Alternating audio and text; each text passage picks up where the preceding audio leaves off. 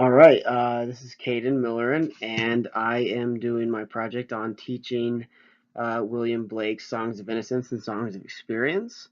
I decided to go with William Blake because I think that um, the contrasting perspectives of the Songs of Innocence and their counterparts in the Songs of Experience is something that's really interesting for students to learn, and also because I think that he's a really good example of complex ideas within simple language. And I think he's really easy to learn and very interesting to learn for high school students. So these are the Common Core State Standard strands that I think are most relevant to the lesson plan I'm using. Um, I'm assuming that this would be for high school seniors probably in some sort of an AP English class, or at least that's the way it was when I was in high school. So I'm using the Common Core State Standards for 11th and 12th graders. That first one has to do with citing strong and thorough textual evidence to support an analysis. Uh, that one's pretty clear. I'm using that because the students are going to have to use textual evidence to support their claims regarding the poems. The next two have to do with analyzing the author's choices.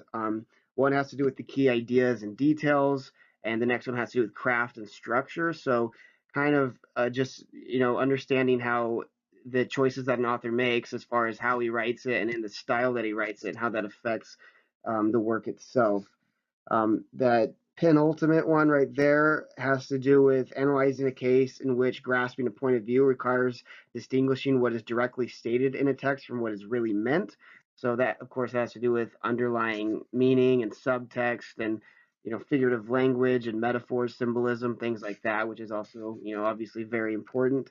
And then that final one has to do with just a more of a comprehensive understanding. It says by the end of grade 11, read and comprehend literature, including stories, dramas, and poems. So just having a sort of holistic understanding of poetry and of this poem, of what it's saying figuratively as well as literally, and the implications it had on the history of its time and why that still resonates today.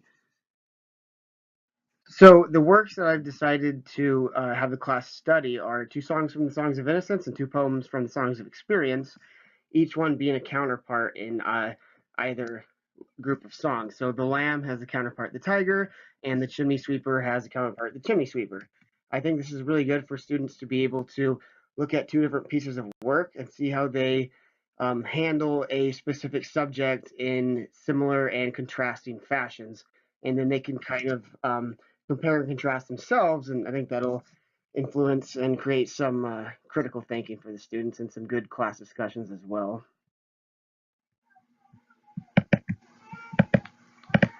So I will begin by splitting the class into four different groups with specified areas of emphasis.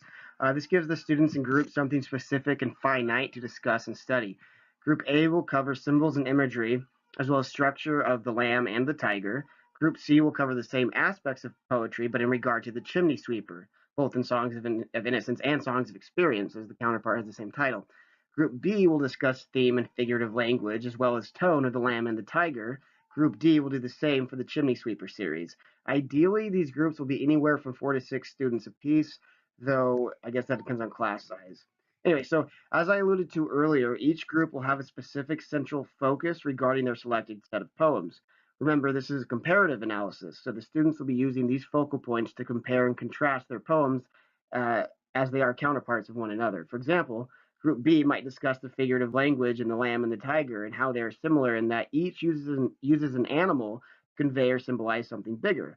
The lamb, of course, represents something more innocent, while the tiger symbolizes something fiercer and more powerful or destructive. This is reflected also in the tone that the speaker has in each poem. While each poem begins by asking its respective animal who created it, the tone is quite different. In The Lamb, Blake asks, "Little lamb who made thee, dost thou know who made thee?" While the tone is much darker and more critical in respect to the tiger, as Blake ponders who someone or how someone or something could even begin to create something so malicious, and as they continue to create it, how could they persist?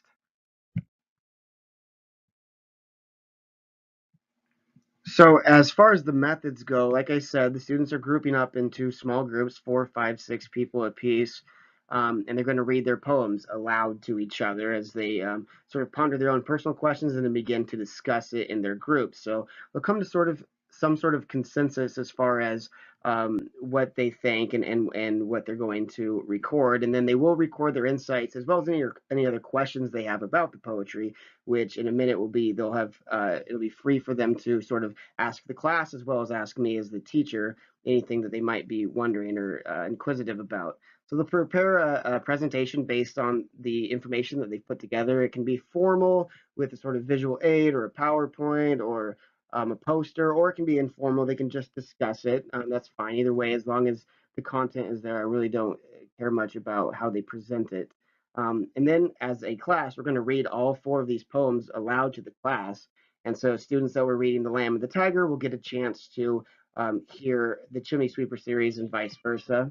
And then the groups will present their insights and questions to gain a more holistic understanding of these works, the differences and similarities and similar themes, and you know everything, pretty much everything that they've come to understand or believe about these poems.